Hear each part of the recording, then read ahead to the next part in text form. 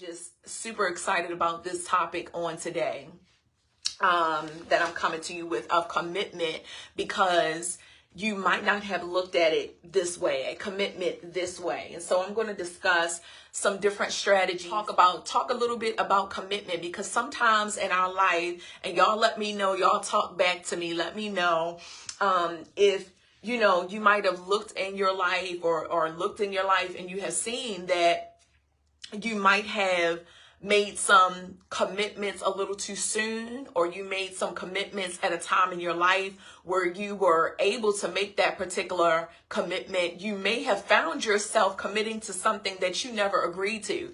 And you might be saying, how is that possible? How do you actually commit to something that you never agreed with? You have to have said yes. You have to have, told them yes, but sometimes that's not always the case. Sometimes you might feel obligated to do things. Some things might be presented as one thing, and then by the time you start rolling in it, you find out that there are more responsibilities that have been added to that commitment. You said, I'm going to do this, but you never committed to all the other things that they're piling on top of that commitment. And so how they continue to pull you into staying committed to it is by saying, hey, you gave your word, or throwing on entitlement. Oh, well, you should, because I've done this for you, or because of who I am in your life. And so when it comes to setting boundaries are going to help you to stick to the commitments that you made,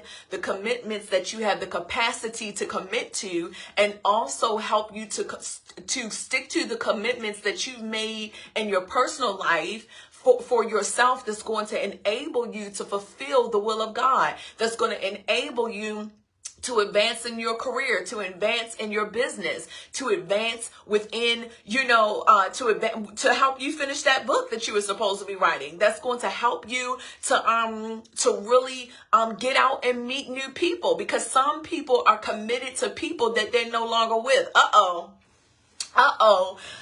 Some people have dragged you in to certain commitments because they know, hey, I can't get her, or I can't get him in this way. So let me kind of have them commit to this so that I just always have access. Because remember, along with that commitment, being committed to something someone gives you or them access to it or them. It gives someone access. So some people try to come in and have you make commitments so that they can have access in your life. So it's important to set those particular boundaries and actually identify in your life what you are committed to. What are you committed to?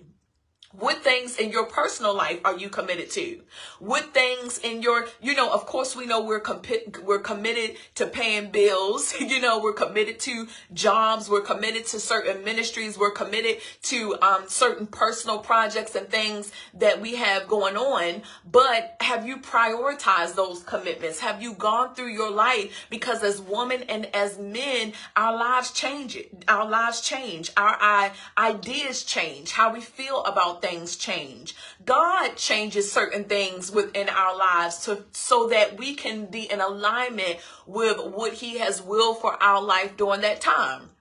So that our mind and our commitment and the space that we've created within our life allow us and afford us the opportunity to actually do some of those things. Not just some of them. Let me make a correction. All of those things that God has told us to do. But how can you do those things that you desire? And I'm not just talking about spiritual things as it pertains to someone being a pastor, because God is definitely invested in your life in these other things that you have for a business. Yes, he actually wants you to open the salon. Yes, he actually wants you to go ahead and open the coaching program. Yes, he actually wants you to open up the dance studio and all those things. But if you have not set appropriate boundaries within your life, you're going to find yourself making commitments that actually are prohibiting you and hindering you from doing some of those things. As we're talking, have some of you even thought about it? Has this been an aha moment for you?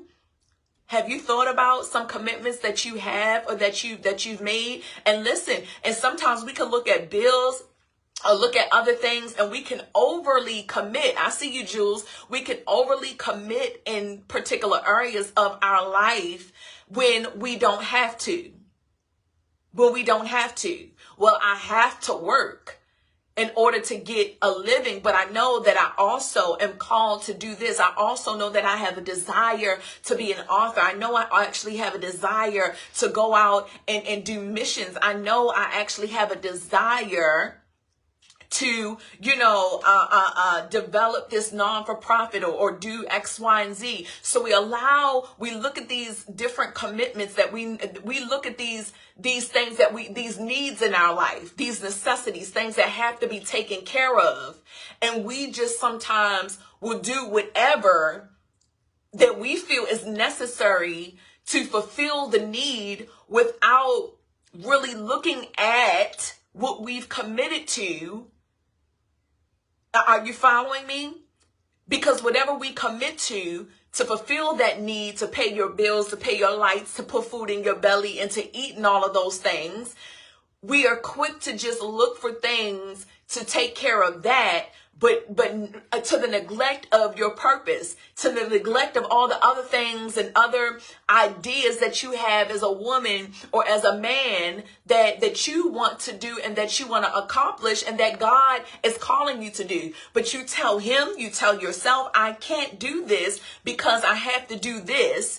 And so sometimes we can just go to committing to things and running to things to do it without saying, hey, and what I'm committing to, or who I'm committing to, falling in line and affording me the opportunity to do the things and to fulfill the things in my heart that I desire and that I know God have placed there. And what I committed to, am I committed to it? Hello, I see some of you coming in. Am I committed to this because I desire to be committed to this, or was I bamboozled into this? Was I tricked into this? Am I committed to this because I absolutely am the only one who can do this? Am I committed to this or have committed myself to this because it's no way around releasing myself from this particular commitment? How is this commitment that I'm making pushing me towards the goals that I have?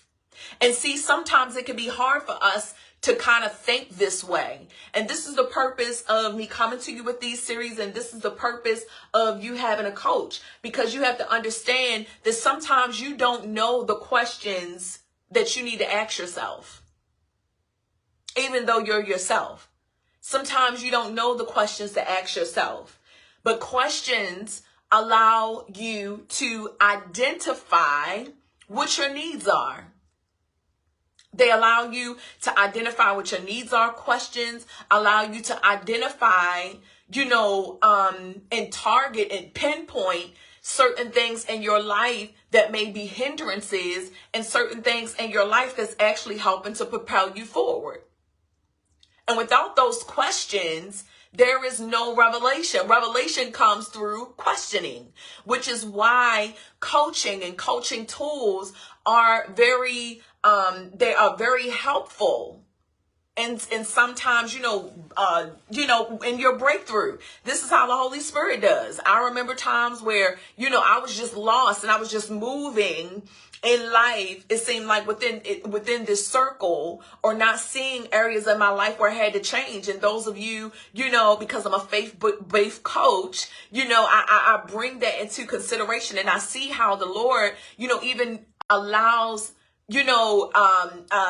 how everything that, even the things that we do in the natural, it is a result of how the Lord has already ordered this thing within our lives. The Holy Spirit will ask you a question that's powerful, that will bring about a revelation, and it'll be as if the change came naturally. It's not a struggle. You didn't just see the answer, but now you can align with that answer. So questioning is powerful. And what a coach does, it asks those, they or I ask those powerful questions. And so some of those questions that I just asked about commitment, that's what you need to, that's what you need to think, because once the question comes, now you have a revelation. Now you can identify what in your life is the cause of this stagnation. Now you can identify and pinpoint in your life who, what, when, where, and the why to give you an outlet. When the scripture says that he always provides a way of escape, listen, it's through a revelation. Sometimes it's through an actual door. But we know that God has given us, control over our lives, and the control to also make decisions. And how we make those decisions, of course, when we're submitted to God and we're yielded and we want his purpose and his plan. Like I said, his plan doesn't always, it's not limited to the four walls of the church. You have to know how to execute those plans in your life in the natural. You need to know, you can't just get the revelation. It's twofold. You can get the spiritual revelation, but now how do I walk those things out? How do I actually get into the place? Because I see so many limitations on my life. So in the natural, how do I execute the things that's been revealed to me in the spirit? How do I execute those things in my life when I'm committed to so much? So now I have to ask these questions. I have to be presented with these questions so that I can identify what's stagnating me again. What is a hindrance? What is going to help me? Who I'm committed to? And it's going to also help me to really be mindful of the commitments that I make in the future. Because sometimes, again, we can think that it's selfish to check back with ourselves to make sure that we have the capacity and even the time to do it. We can sometimes think it's selfish and to extend myself and give people access because I'm a woman of God, because because I'm their friend, because I'm their sister, because I'm their daughter, because I'm their son. So then the things, everyone else is being fulfilled. Everybody else is getting what they need to get out of their lives because you've committed to it. But now here you are still in the same place. You have to look at how what you are committed to, how is it affecting your life?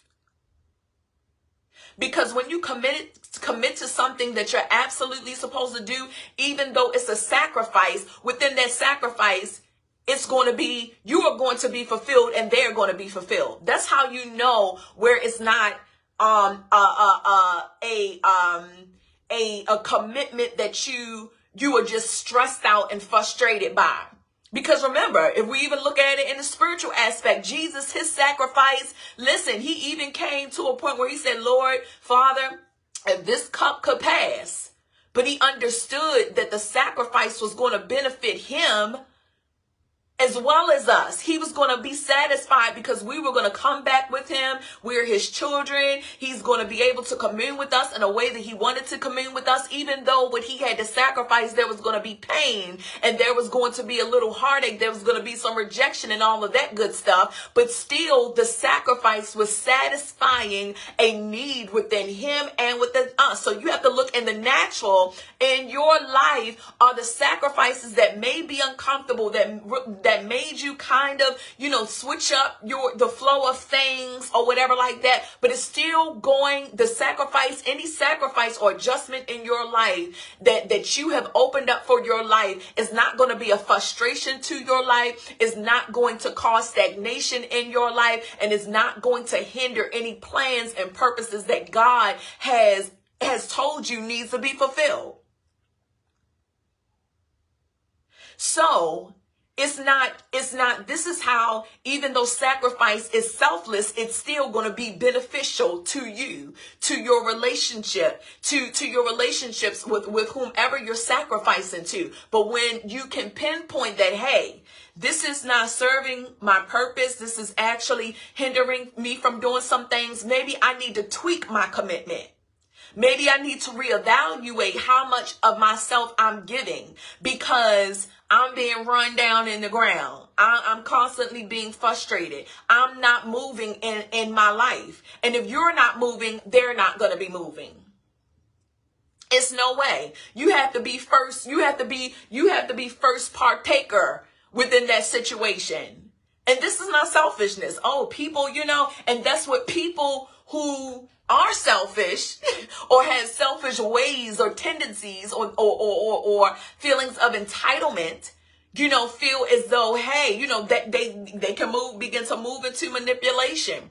Or we can miscommunicate even the word of God within our lives to feel like we're just supposed to be committed to all of these things. And if we're frustrated and we don't never move anywhere in life, that's good enough. That's okay, because God is being glorified. No, God wants to be glorified in you.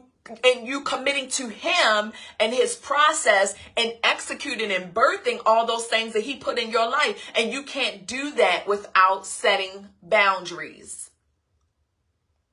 He didn't create us to your life. You have to be okay and not believe that you are any less of a man or of a woman or of a woman of God if your hands aren't in a bunch of stuff that other people even view as being committed to God.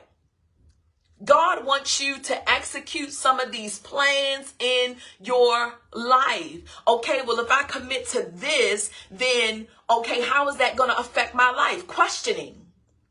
Here's a question. I have to look at this. If I commit to this, how is this going to affect my life? That's not selfish. Because with your life, that life that you have, remember, you have responsibilities and other commitments to God. How has this affected my prayer life?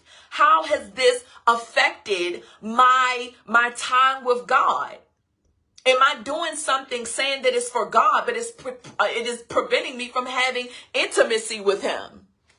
You could be doing things in the church. You could be doing things, and it's not just in business, because sometimes, and that's why I'm your faith-based coach, listen, because sometimes you could be so committed to things within church that the things that you're actually supposed to be putting your hands into, you are neglecting, because you are looking at this as if this commitment is greater than this other commitment, when you are committed to things that's keeping you at the same place. When you think you're actually going higher, when you think you're actually doing a whole bunch of stuff, if you're not doing what God purposed you to do, you're doing a whole bunch of nothing. So the two have to merge. You have to ask those questions. You have to ask, sometimes some people have to present you with the question, what am I doing? First of all, and this is coaching. So this is the coaching for whether you're in ministry, for whether you're in business, but I come to find that there are a lot of people who attend church that sit and they talk about people that are successful, and they look at being driven successful as them chasing money or them chasing fame or them chasing, status, when they can be moving in their purpose, simply moving in their purpose, because there are all kinds of ways. Your entire life, those talents, those things that the Lord have placed in you and have given to you, you have to give attention to all of them. You have to give attention to all of them. And so you have to be mindful of your commitments and not look at what you're committed to. You have to look at it from a proper perspective. A proper perspective. You have to first sometimes identify, sometimes you got to start from scratch and identify those things that are within you, that you have, those gifts, those talents and things that you have, that some might say, oh, don't focus on. Because when you're just spiritually balanced, you become balanced naturally. And you're not going, it's not about, if you get too much and lean heavily on one area, then you'll begin to neglect the gifts and the things that you have that's actually a part of helping you to execute whatever plans that he's given you in life. And so if you don't know what you have in you because you feel that you're not supposed to look at it and you're not supposed to look at what you have and you're not supposed to use what you have, then you won't protect what you have and you won't value what you have, and you will be, and then you'll commit to everything and everyone, and it can be dangerous. You could be pulled into places and into things that you were never supposed to be committed to. You have to guard, you have to set those boundaries on what you value. And what you value, of course, is your relationship with God. That's top priority. That's top of the pyramid. I value my relationship with God. That comes before anything. I value my relationship. I value my study time because that's going to help me to grow. That's going to help me to grow as a person. And what are the things that he told me to do? What are the things that he told me to do? What are the things that he told me to do? It's twofold. It's twofold. Don't neglect the house. Not just the four walls, but your spiritual house, because within you, your body, the only way that he can execute his plans in the earth is through you. So apart from getting the word of God, apart from, being, assembling and doing those things, you have to look at your life and see, what is God calling me to do? Because your commitments are not going to be the same as somebody else's commitments. And you have to put boundaries on the voices, as we talked about the last time. And you have to put boundaries and set boundaries in place in your life, even with church people, with your friends, with your family. Listen, because you know that you have a purpose to fulfill. And so your commitments, you cannot make your commitments mirror the commitments of another. And when you look at your life and you really know what you're supposed to be committed to, if everybody knows what they're supposed to do, there will be nothing lacking anywhere in your life, in your business, in your ministry, wherever. If everybody's hands are in what they're supposed to be in.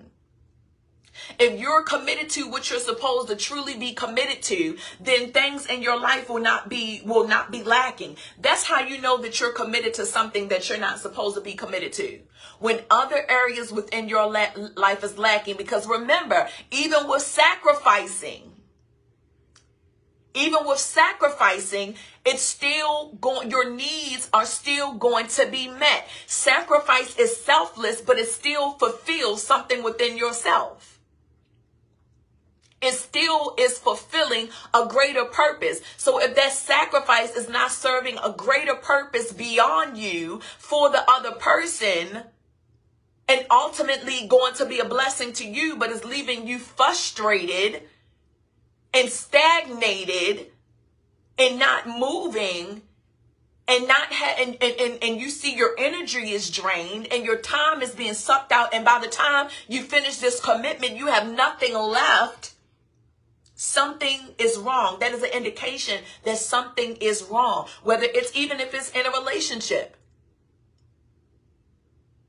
Even if it's a relationship, you have to know, because we have this mentality, just give out, just give out, just give out, just give out all. Just give out everything that you have. Stay committed regardless of what's done to you or how it's done. Commitment does not mean that you have total access and that you just do whatever and let whatever be and give anyone control or authority to have you move however they desire just because you're committed. That's not how it works. That's not how it works. And so you have to look at yourself and identify after you've asked the right questions, or the right questions have been presented. Now you have to, this is going to allow you to identify those things. It's not only going to help you to identify it so that you can create the proper boundaries, but it's also going to teach you about what it is that you value. What it is that you value. What is it that I value?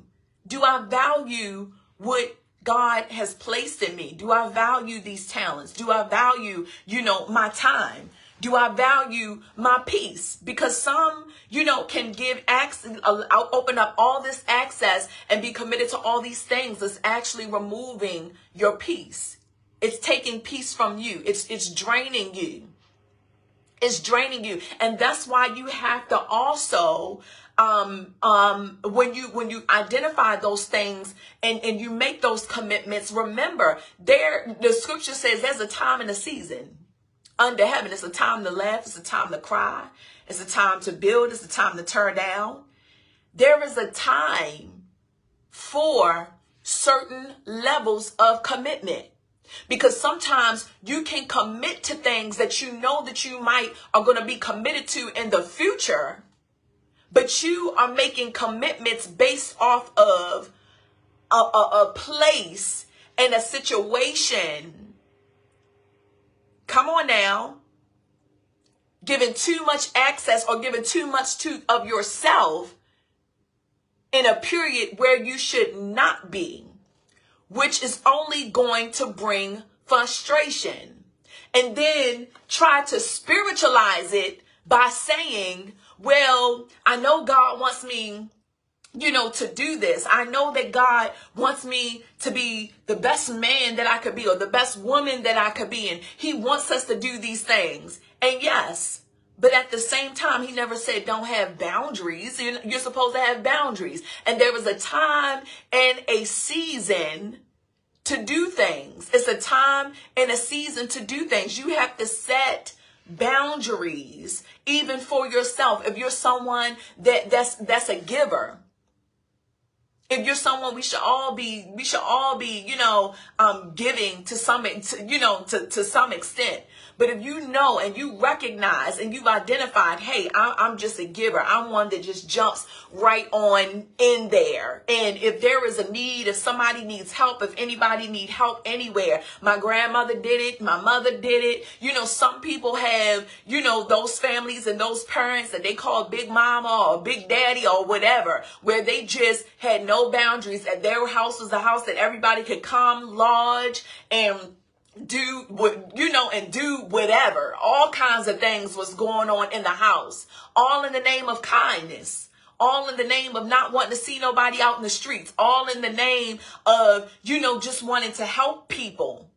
But then Big Mama was drained and couldn't pay her bills every month. Big Mama was in the house with no lights on and no food in the refrigerator because all those people that she or he extended to themselves, and we look at that as if because it's been passed down, that mindset has been passed down for generations, as if it's okay, and we look at that as love, and we look at that as a good sacrifice. When you've been depleted, and these same people you fed, you now stressed out and passed on earlier than you should have because you gave all yourself. And when Big Mama was more than Big Mama to you, she was more than your grandmother, she was more than your auntie, she was more than that person that you could come and stay with. And at the eulogy, all these things about what Big Mama and Big Daddy did for you, but you never even knew her. You just only knew what she did. You only knew what she did for you. What you do for them is not just who you are. You are not only what you commit to. You are not only what you have done. Jesus, yes, we know his sacrifice, but there's so much more to him, right? It's not just about what he did, but who he is. Who he is, why he did what he did, brings us back to who he is and how he was able to do what he did. So if all they can see is what you do and your commitment and can only define you from what you do, then they don't know you and you don't know you. Because all you're ever going to do is keep making commitments to please the other party, and you will begin to define yourself based upon you just overly being given of yourself. And you won't see it. You won't even see yourself. You won't even really know yourself. Who am I? Who are you outside of helper? I'm going to pause like I've been doing in here. Who are you outside of caretaker? Who are you outside of mom? Who are you outside of prophet? Who are you outside of pastor? Who are you outside of cousin? Who are you? Who are you outside of wife? Who are you outside of daddy? Because who you are, knowing who you are outside of the different roles that you are actively involved in is going to allow you to be the best in those roles. Because there's a lot, people can define those things as a lot. People have a lot of opinions on what those definitions or what those or they have expectations of their own based upon what those titles and those things are. I mean, even with me being a coach, I had to literally distinguish, communicate, identify, and really hear, okay, you are this and you are this. And if you don't distinguish the difference, then people will be able to define you and keep you in one place. I can be that and this. Why? Because that God has called me to both. So once I've identified, the different hats and the different commitments that I have to give myself to. Now, after I had the questioning, now I have the realization, now I've identified it, now I have to communicate it. I have to communicate what it is that I understand I need to be committed to or not committed to or make distinctions of in order so that not only do I know who I am, even if you're not accepting of who I am, it's going to be some type of evidence. And it's small shifts, even to when I'm on my other page and I'm ministering, how I'm not this flashy. Oh, as a coach, you're going to see her with the flash. She got the little fashion. She wearing the big earrings. You're going to be able to distinguish in little moves that I make. Okay, this is what I'm now operating in. This is what I'm now doing. Because then people, whatever they don't do or do while you're operating in that role, they're going to try to do it or not do it here in this role, and it's going to be a stagnation to the forward progression of what you know that you are supposed to be doing.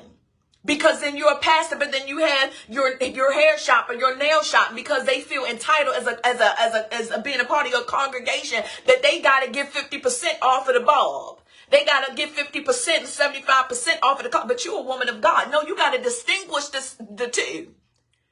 You can love people and be committed to people, but still set your boundaries so that you are not stagnated, so that you progress in the things that you know that you're called to do and not allow anybody to drag you into commitments. Be okay with saying, no, I can no longer do this because this is not serving my purpose. Of course, there will be things that happen in life.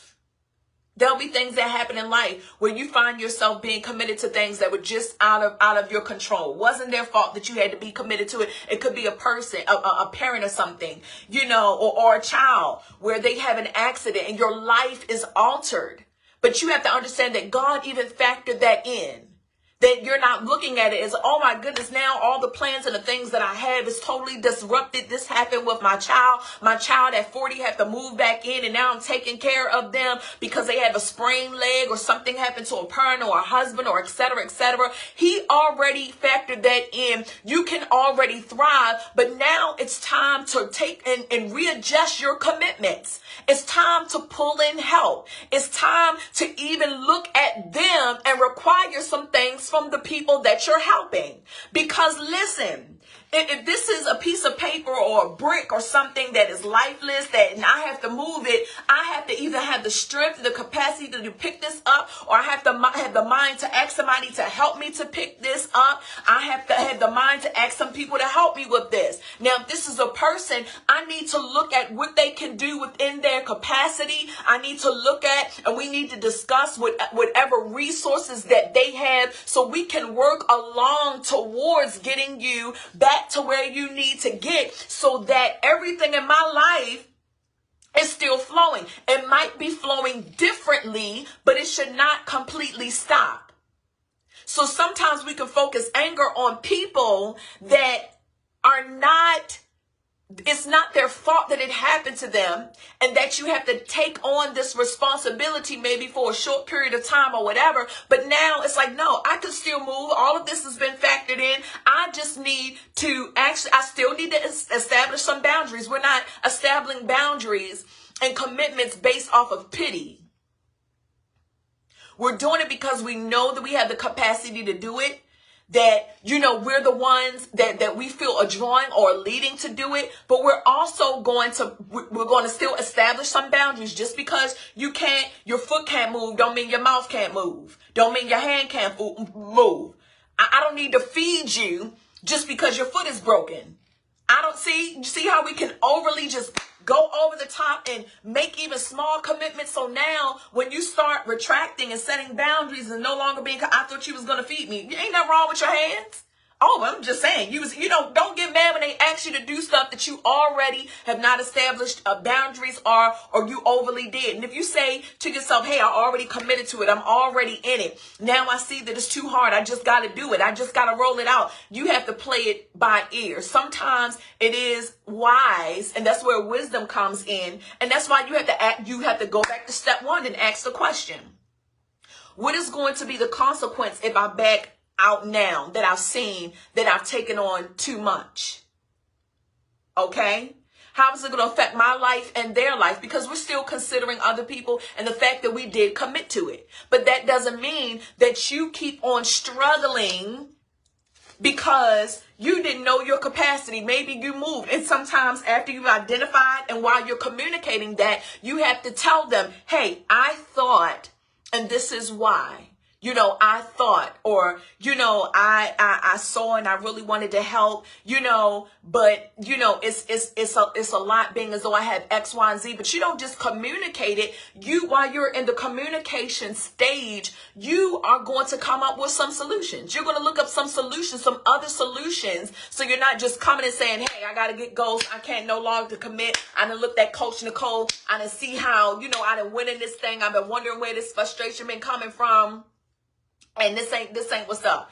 This is not what's up. I gotta go, deuces. No, we're not gonna do that. We move in integrity and because of our character, and with character. And if it's something you didn't even consider doing, then now here you have a proper exit strategy. You're gonna bring the person solutions. You're gonna say, here's the solution. Here's some ways that I thought that moving forward, this could help. Maybe this person can, you can call some people on this side. Well, I ain't got nobody. Well, if you already know you ain't got nobody or X, Y, and Z, hey, here, I researched this number on Google for this particular, daycare, or I know this person, and blah, blah, blah. And if you want me to, I can discuss with them. Don't go and discuss nobody's business and whatever like that just to bring a solution. Oh, they already committed to it. First of all, you don't know if they're going to want them knowing their business.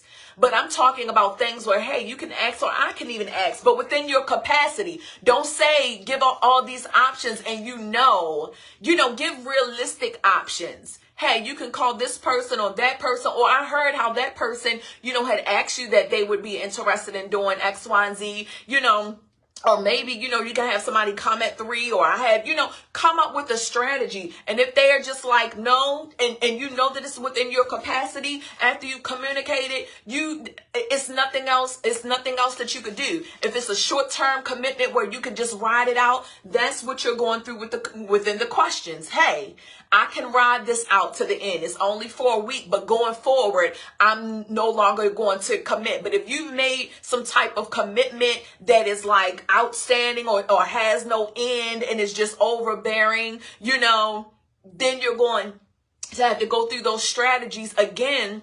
And you're going to have a discussion. You can't be afraid to have a discussion. And sometimes you might commit to something where, like I said, your time, your freedom, all of that, your capacity, all of that was in alignment and agreement with it to do it. And then sometimes things change.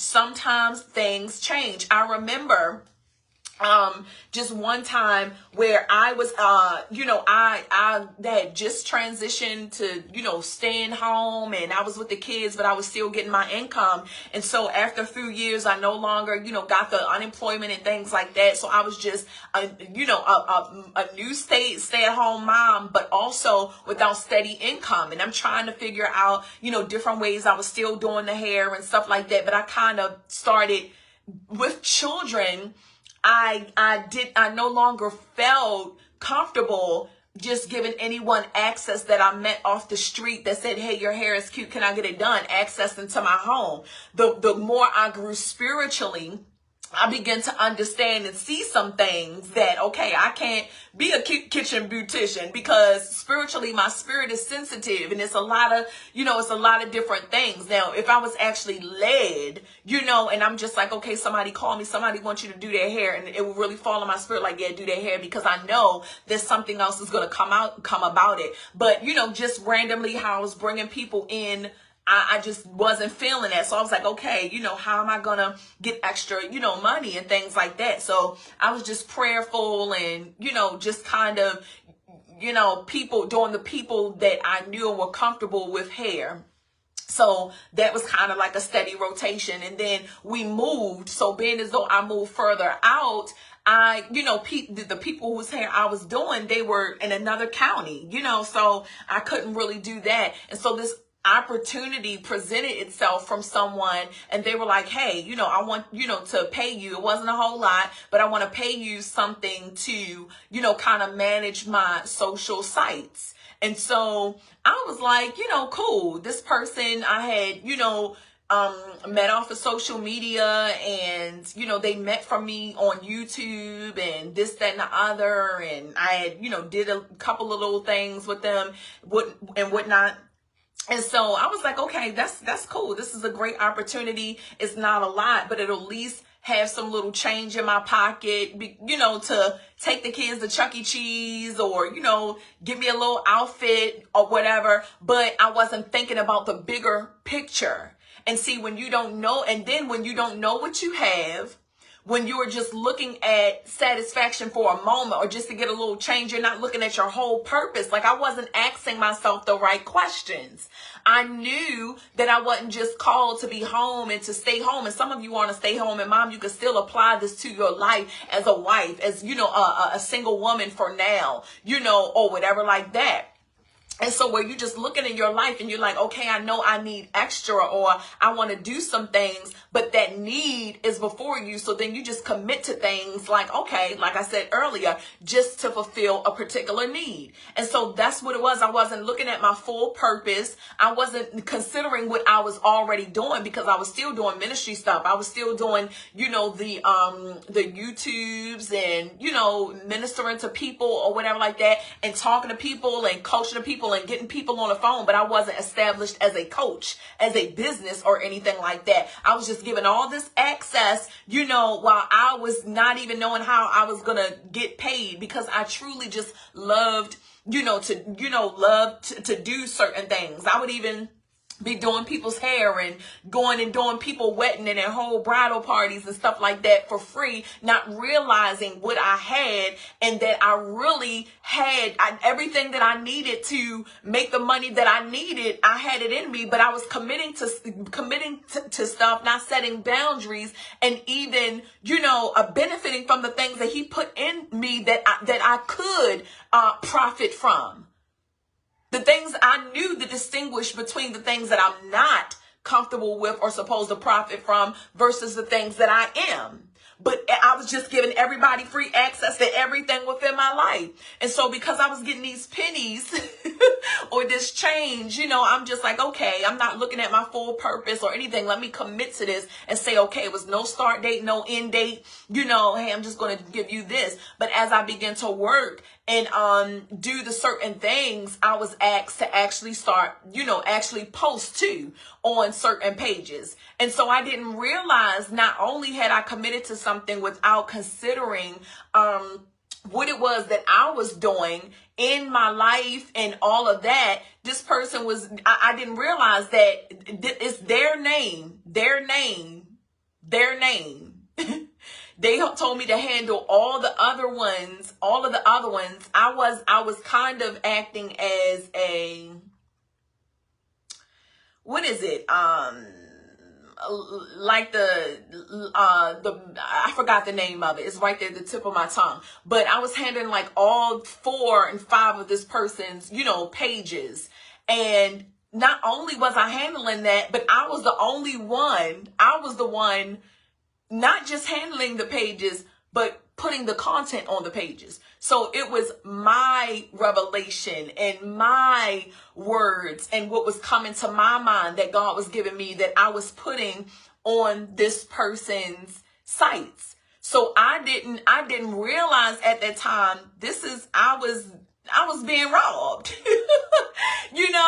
It came in the form of an opportunity just to get a little money to manage the sites you're not just managing them, you're going to give and pour out what you have in these sites too. You're going to create the content too. Not that, you're going to create the content and I copy it and put it into your stuff. So once I realized that didn't hit me, that I was just bamboozled to really someone was really robbing me of what I had inside of me and pretending it was an imposter, having people thinking that the post that's on there is really them. But then because my style and how I speak was so different, when people would question certain things that they were posting, like, what you mean by that? Because, when the spiritual things, when the revelation come on the side, when I come as the prophet, you know what I'm saying? If I'm picking up some things and I'm putting it, these people are like, wait a minute, you're used to talking like that and blah, blah, blah, blah, blah. So now when you have somebody committed to or operating in a place illegally or unauthorized, it's going to disrupt the flow, because even though the people didn't know behind the scenes, you're not writing your own stuff, they it's a problem. So now, even though you've come and asked me to do this, you're not protecting yourself, your brand, who you are, even though it's truth. We flow differently. So now things are being disrupted. Things are, when you post this, I say what I say. But even though it still did not hit me, you might say, Coach, how did it not hit you? I'm telling you, it didn't hit me because I'm looking at, okay, this is a job. This is for extra money. And see, when you have a need before your mind, before you really sit with God and really look at your purpose and, really look at the things that you should be committed to, you can be, and you don't have those boundaries, you open yourself up to, and I'm not going to say this person was in particularly, but I will say you can open yourselves up to wolves in sheep clothing. You can find yourself committing and giving yourself and pouring out your oil and your ideas and all these things. And while you broke and you wondering, God, send me money. He's like, you're a consultant. You're giving out these ideas for free. You're giving out all the ideas that I told you to put in you. We think that because we're saved, we're not supposed to hold anything or conceal things or save something for ourselves. No, we are. Boundaries help you, remember in the first part 1, and it helps the people also that you're in relationship with, that you're moving with. And it wasn't until I started getting frustrated and overwhelmed with the amount of things that I had to do with her that I realized later that other revelation came that you really had me writing your stuff. I didn't even realize it. I didn't even realize what in the world, because I'm just sitting and it wasn't presented to me and told to me in the beginning either. Oh, and you could just write something like, once a week or whatever, this, that, and the other. So you chilling and you going and doing these other stuff. Wow. It got to the point like, wow, I didn't already put that on, their social site. So what am I going to put on my social site? Or it's going to seem like I'm, pulling off of what she's posting, and it's not true, because I'm actually the one posting for both of them. So this was like all these little realizations was coming, and I had to come out of the commitment. And so what had allowed me to do that with integrity to the point where, it was no type of, craziness or crazy. I understood through the frustration that there needed to be change. I identified the change that needed to take place. It wasn't I needed to do it less time, just only do it Mondays. Some things you just don't need to accept. You don't need the money that bad. You don't need it that bad. All money ain't good money. All opportunities aren't good opportunities. And you have to take time because you value yourself. You value your space. You value the oil on your life. You value your gifts. You value your talents and anybody connected to you.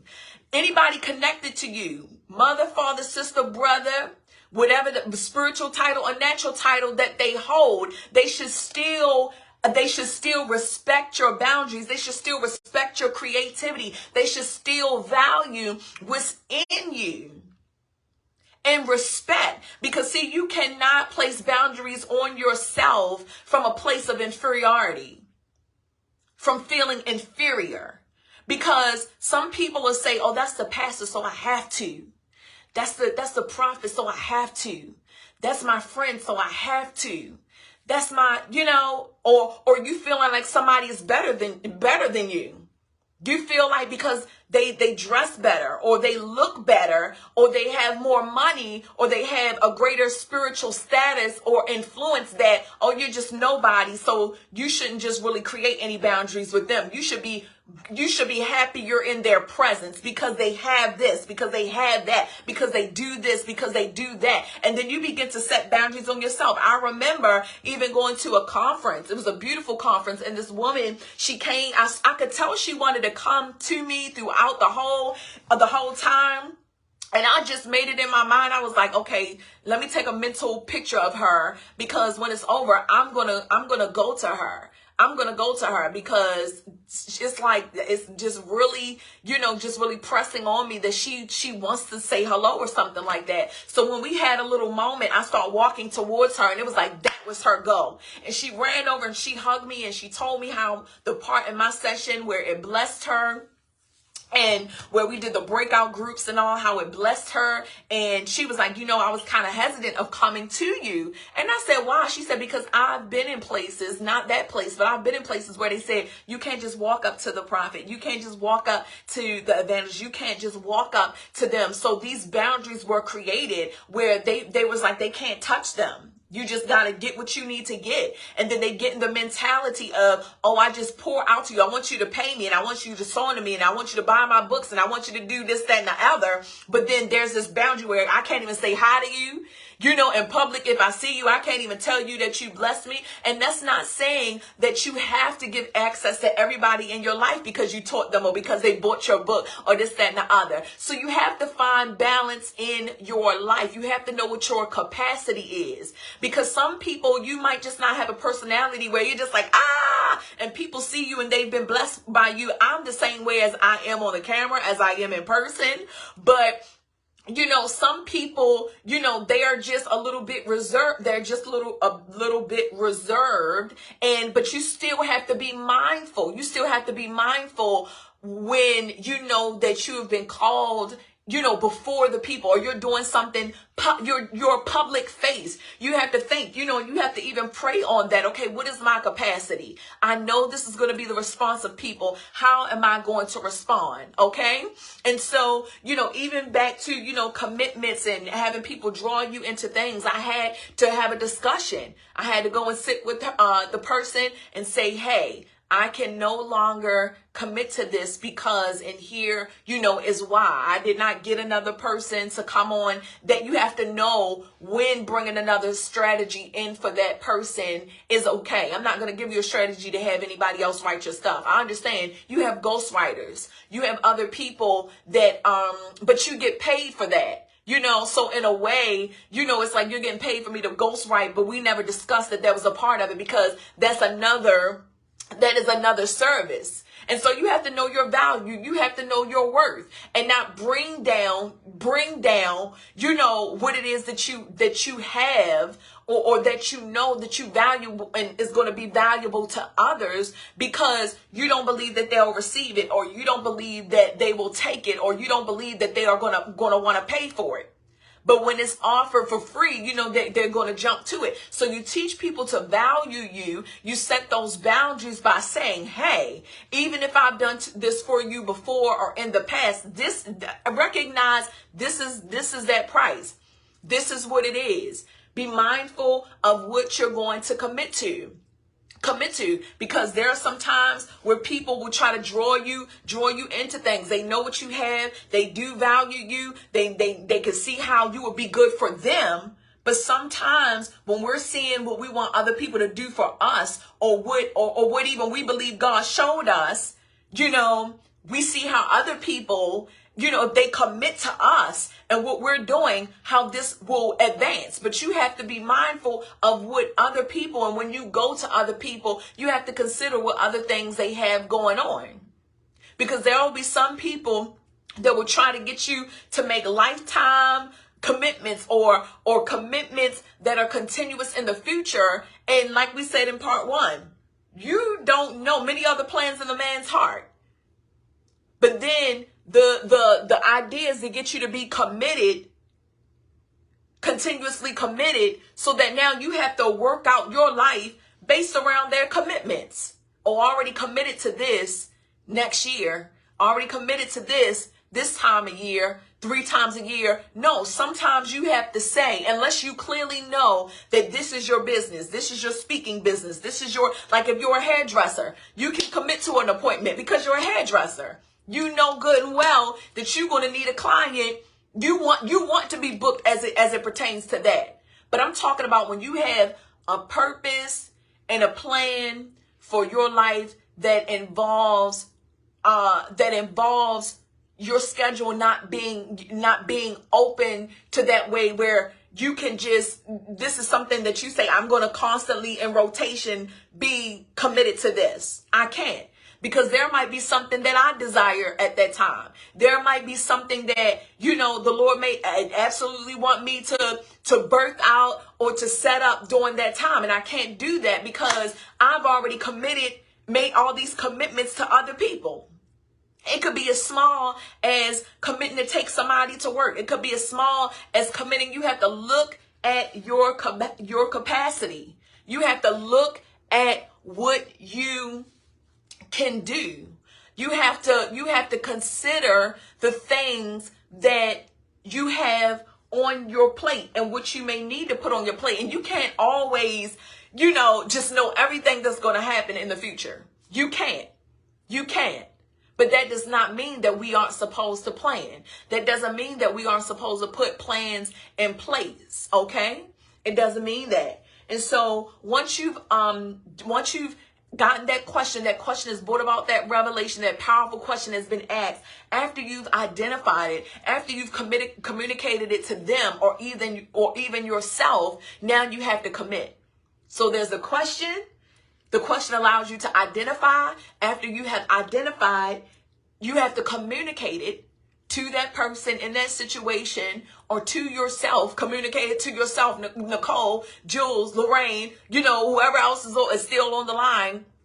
I have to do this. This is how I'm going to do that going forward. You have to communicate and walk it out and to yourself, and now you have to commit. You have to commit to your boundary. You have to commit to the commitment that you made to yourself that's going to allow you to execute these plans, to start this business. So, you have to commit to that boundary that you set. You have to commit to checking in with yourself first. Okay? Yes, we check in with things with God, but you have to, that's hand in hand. That's hand in hand.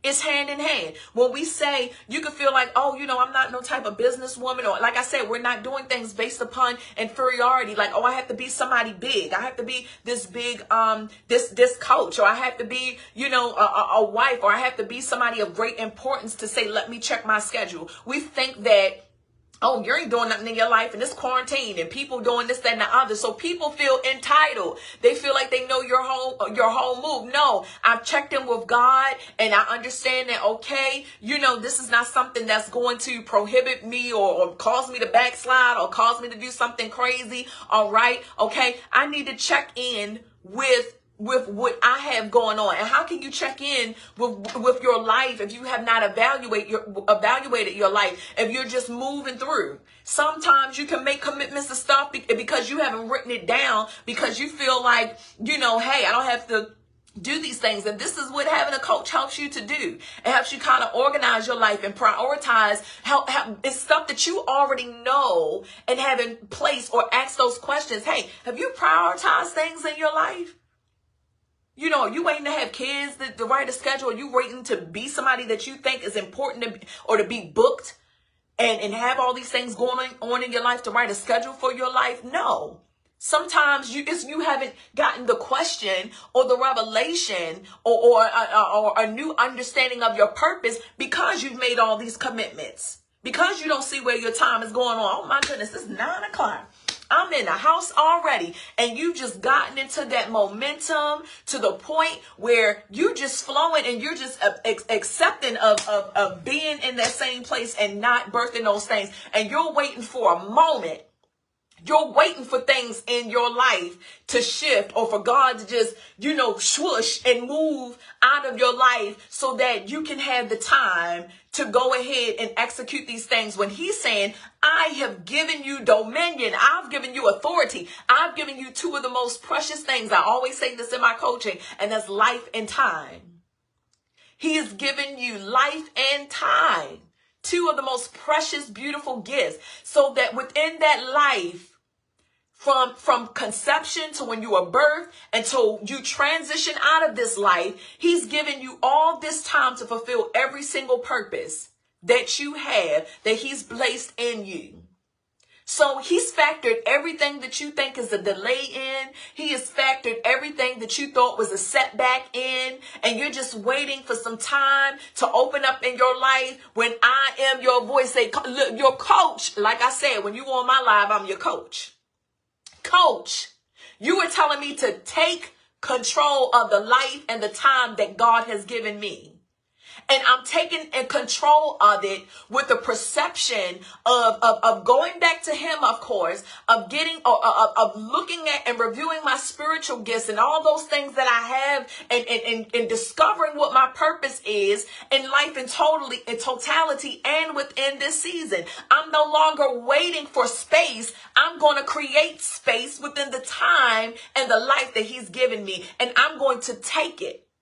And I'm going to commit to God, and I'm going to commit to the process that he's pulling me through. I'm going to commit to birthing everything that he put in me. I have to identify it, but I can't if I think this is all there is to life. And then sometimes we get frustrated and we look, and so many years have passed over our life.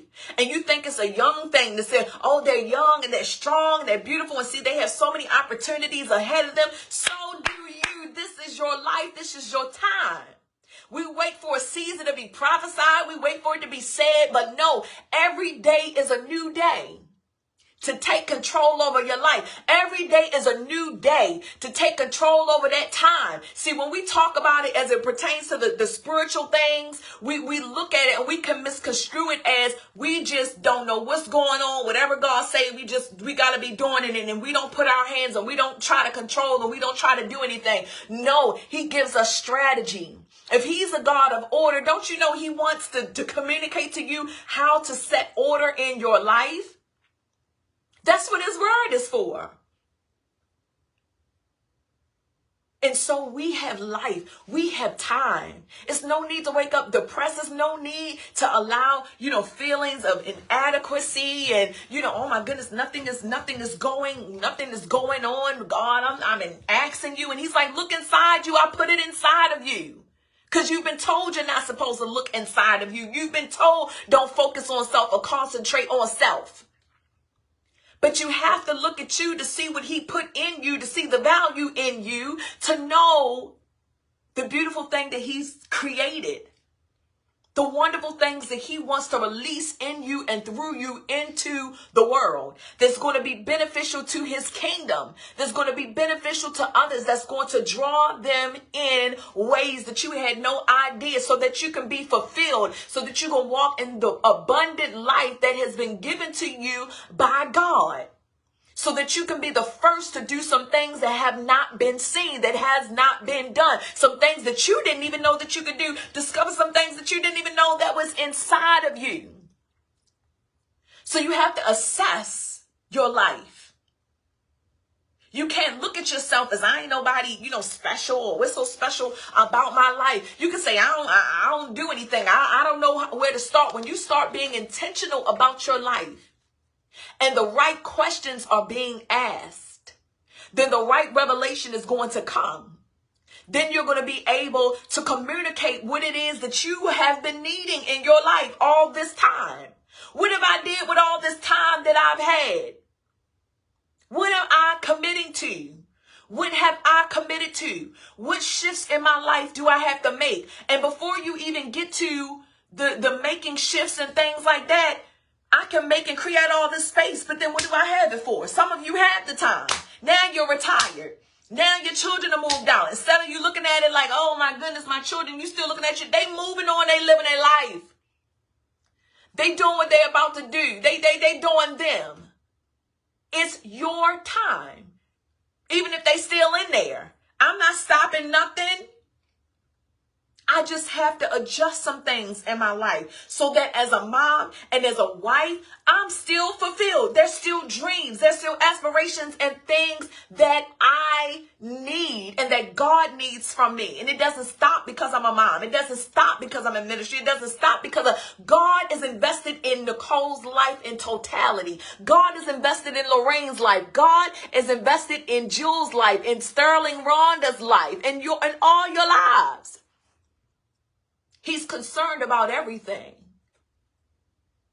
And so you can look at this time and be like, okay, this is my time to, what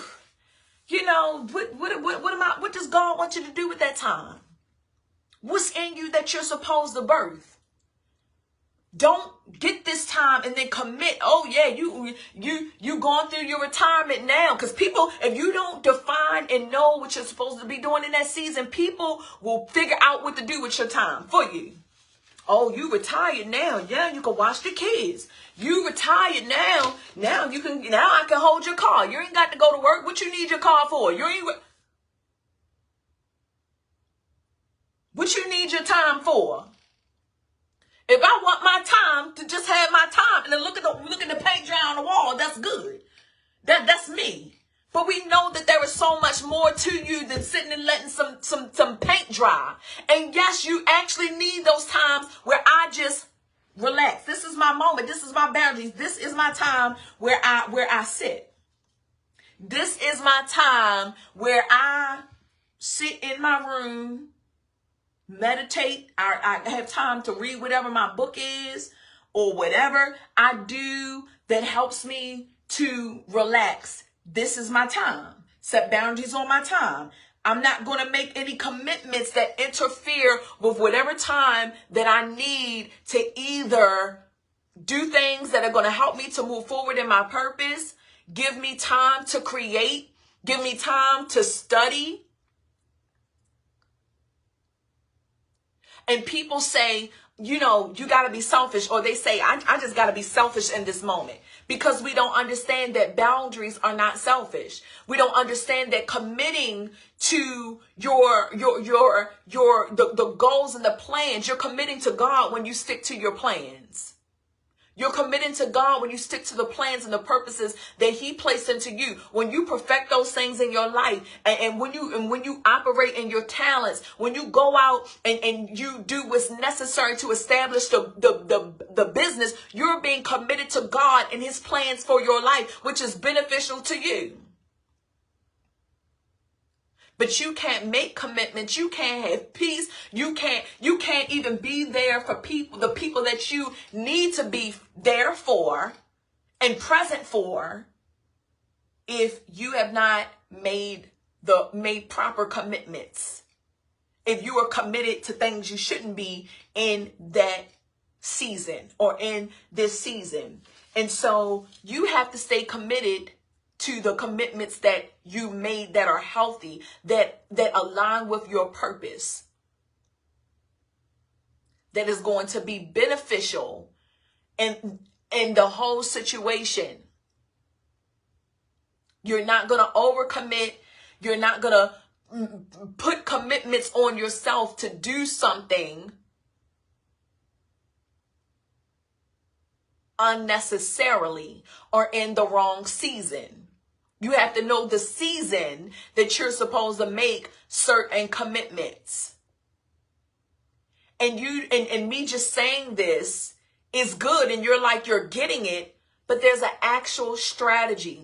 And so as I end this, I'm going to talk about the purpose of the coaching tools. Because after we had all this good information, and we talked about prioritizing, we talked about committing, we talked about the three key strategies, which is the questioning. We talked about after you get the questioning, now you can see it, you can identify it, because you can only identify what has been revealed, right? When they do a lineup, okay, who is this person or whatever, you look and you identify. You know, when someone is having a conversation and you question, it's because you're getting information, you're pulling information, some things that you forgot. Even as a book coach, when I coach people that I'm helping to help them publish their book, if they write down all they know to write down. But then as a book coach, because I have that eye, not just as a publisher of just publishing and uploading your work, when I'm going through, if I am actually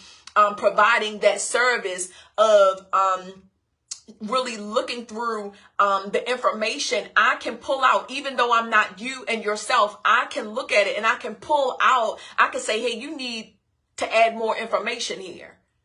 I can't tell you what information. I could say the kind of information, but I can't put the content of the information. So even though it's your life, sometimes you need someone to ask the right questions so that you are totally fulfilled. And then now the whole story of your life is more fruitful, it's more meaty, it's more beneficial to those who come into it. And so that is the purpose of the coaching tools. That is the purpose of me actually creating the worksheets for you. Don't get bored and like, oh, she about to talk about the worksheets. Listen, I'm going to tell you how beneficial it is in you being successful if you have really been benefiting from this second live discussion, because it's so good. Sometimes you don't hear everything at one time. You have to go back again. I'm pretty sure it's something that you miss. As people, we get information and as good as it comes in. But when you listen to it that second time and that third time, it's like, wow, I missed that. I didn't even, I got a breakthrough. So as some of you all are looking at these live coaching sessions that I'm doing on this series, I'm not your Superwoman, Superman, okay? The right questions are going to come to mind. You're going to be able to identify some things within your life, some commitments, and you're going to be like, what, all this time, this is what I needed to do to make room in my life, for God, to make room in my life for different things. Like, I don't have to say, you can have 7 children and still fulfill a purposeful life. Okay, you can have commitments that you didn't know that you were going to have a year ago that were life-changing. And still fulfill the purpose for your life when the right questions are asked and when there are little shifts in your life. So this is why the coaching tools and the field work that I provide as a coach is very beneficial to the success. Now, I told you all how I had the 4 worksheets that are automatically going to come with those who purchase them with a donation. And as I told you all, the one is identifying energy drainers. And we need to do that. If we don't know what's draining our energy, if we don't know where to pinpoint it, and you say, what's the purpose of getting your worksheets when I can just jot that down myself? I can think of it myself, because sometimes we don't know the questions to ask ourselves. Like I said, I have helped many people write books and they wrote down their whole story because they know their life, and still I had to ask questions for them to fill in. No, well, who is this?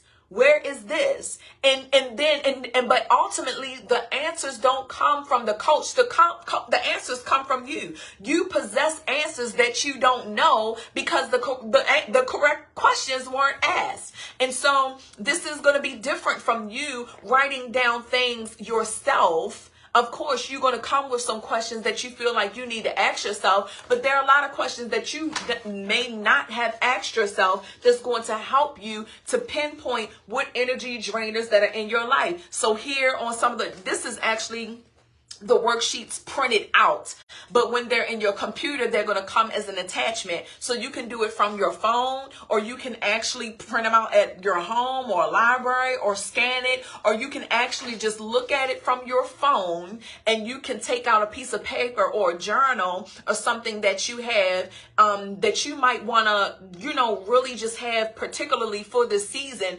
for this series, and you can look at it, and you can look at what I have here, and then you can fill in those answers on your own set of paper if you do not have a printer. But here it is. The energy drainers is a 2-part worksheet.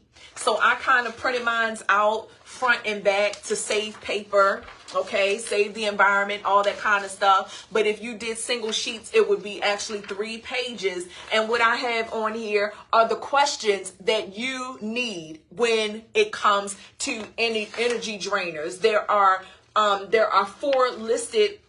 There's also different types of energy drainers that you might not haven't even thought about. Because when you think of energy drainers, what comes to your mind? What categories come to your mind? So I break down in detail the different categories that of things and situations and even people that can be draining us that we are unaware of. Why are you frustrated when you go to work? Why do you have no time, when you come home? What is draining your energy while you're at work? And not just what particularly, what is it? So we're going to pinpoint, we're going to identify it. You're going to have the questions that is going to help you to identify so that you can communicate it to and execute, different solutions in your life so that your energy isn't drained, your time isn't drained, all of those things. And so then we have part 2, because first, like I said, you need the questions, you need to identify it. So it needs to be a part 2. So now you have the question, you have the questionnaire. This is the part 2 of the energy drainers. And so I ask you, say, we know what drains our energy. Now that we know that, we can take the steps to prevent a reoccurrence in the future. So this is the worksheet we're actually working out and going to communicate a plan for yourself, so you ensure that you don't continue another year, another time, or have to make this another revolution for 2022. We're getting things in order now, because there are certain things that are set to come in our lives, but we can't get to it, and there's all of these blocks, there's all of these barriers, because there's no boundaries.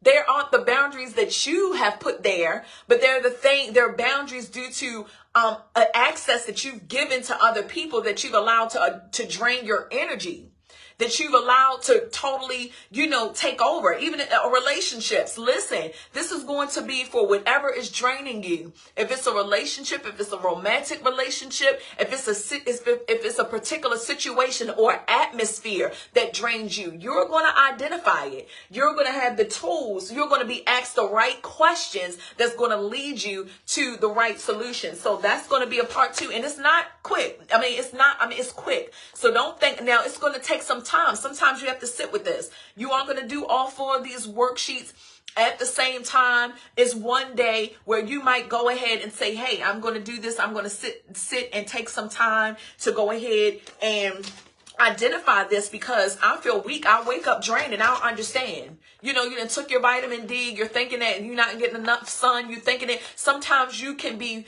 pinpointing the problem on something that's really not the problem. And so this was getting to the root of the issue. What are these energy drainers? The right questions are going to lead you to the right answers. And I'm going to show it to you in the order that I believe that you should do these worksheets, if you get these worksheets, because it's certain things that you need to deal with first. So you're going to deal with the energy drainers, and you're going to be identifying them first. So you're going to do that first. And then what you're going to do is you're going to do the identifying values. I have the one on the worksheet, as you can see right there, because I'm standing back here, because some people get slick and they be like, oh, I'm a screenshot everything that she show. We talking about integrity, y'all. So with here, I did, again, the print back and forth to save energy, save, in the environment, all that good stuff. But if you did it single because you don't know how to do it, you would have 3 pieces of paper. And so this is the identifying values, assessment, and exercise. All right. And so what we understand that values are foundational. That's what we're talking about within this series. And if you do not know what your values or you want to possess certain values, you see other values that other people have, and you're just like, how, or you have never seen them in your life. You may possess some things that you don't know, and you cannot protect what you do not possess. And so you can purchase, you're not going to purchase them individually, Starling.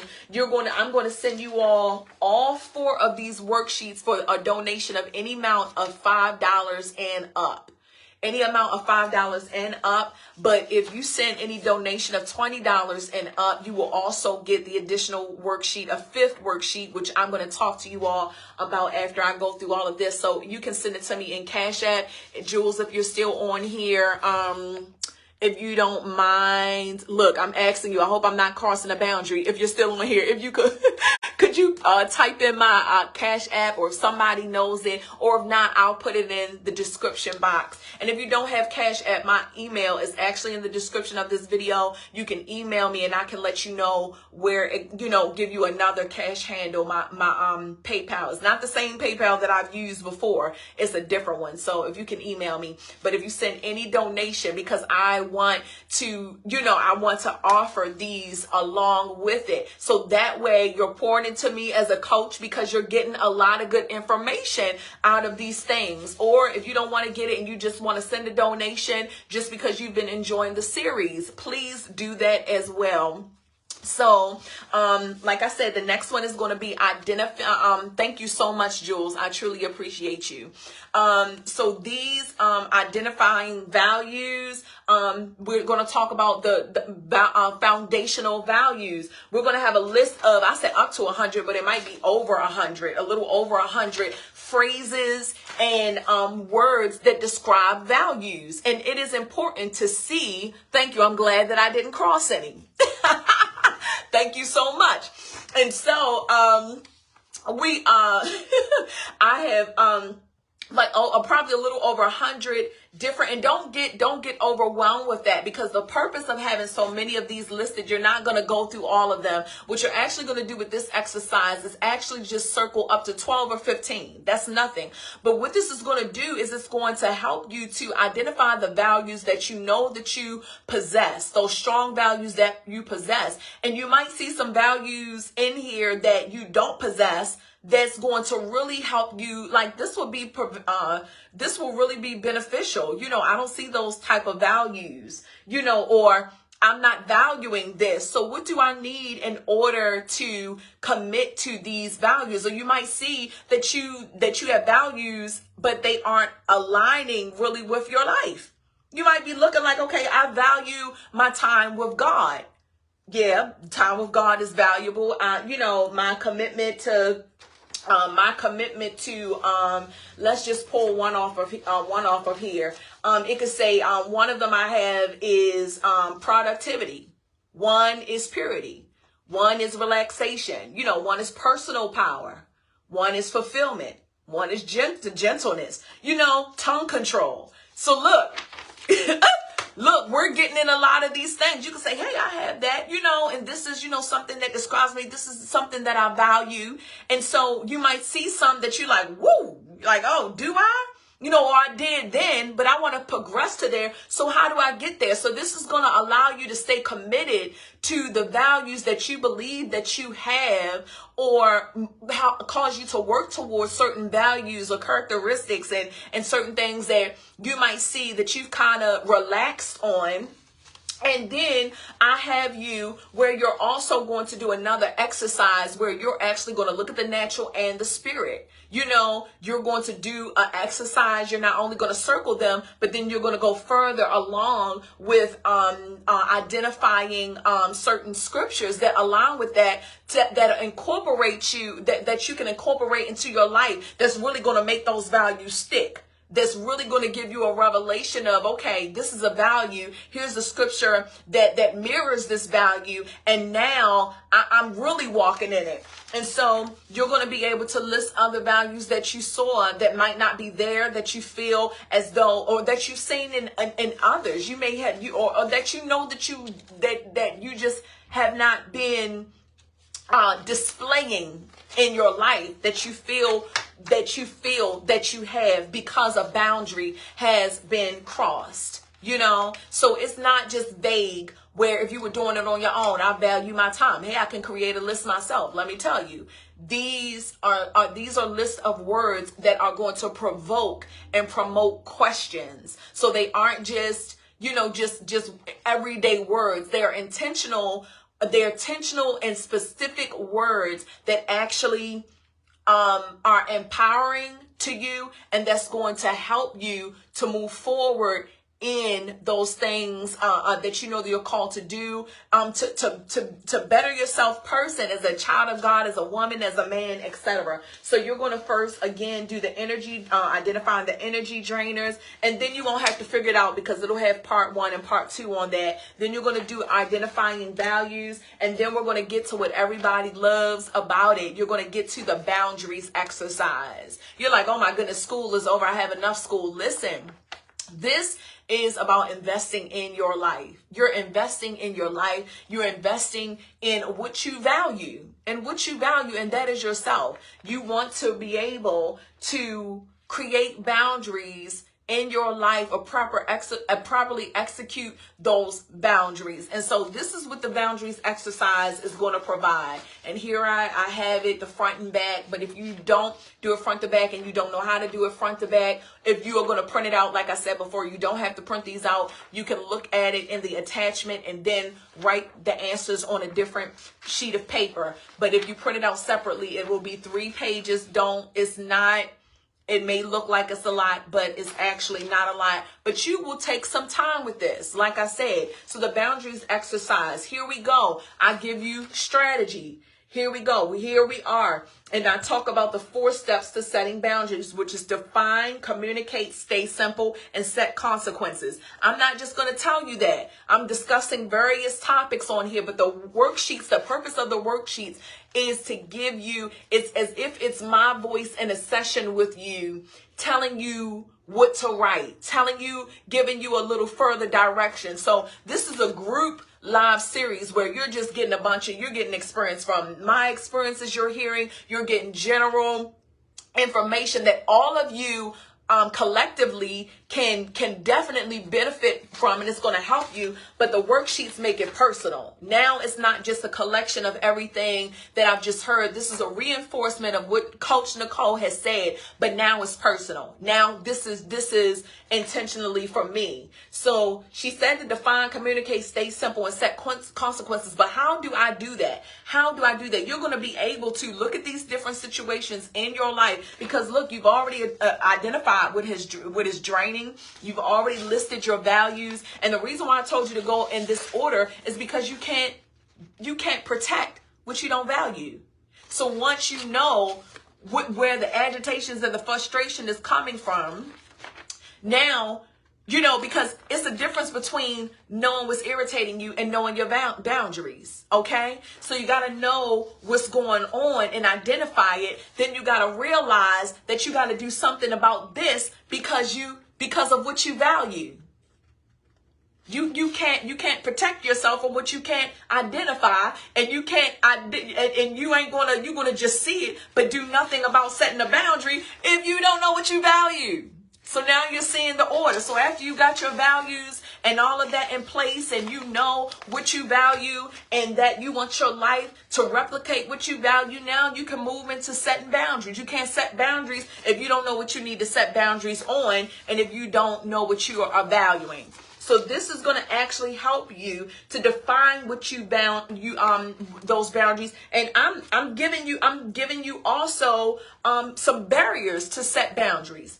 Because you can go to setting the boundaries and not know, okay, I did everything that you said, but I didn't know that I possibly might deal with some of these things. So you're going to see what is preventing me. What are some barriers to setting boundaries? So I have a whole list of some of the top, what I believe of the top 1, 2, 3, 4, 5, 6 things that prevent people from, or prevent us from setting boundaries. Okay. And then I have healthy boundaries allow you to. These are things that I have not said in the live series. So it's not a reiteration of what I'm saying. It is a continuation of what I'm saying. So here I have what healthy boundaries help you to do. So you understand why you're setting the boundaries. You're not just setting them, just to be setting them. You see how they're benefiting you, what they're allowing you to do, the space that they're opening you up to have, the peace they're allowing you to have. Okay, the healthy relationship and the fulfillment in your whole life, your spiritual, your natural life, and in your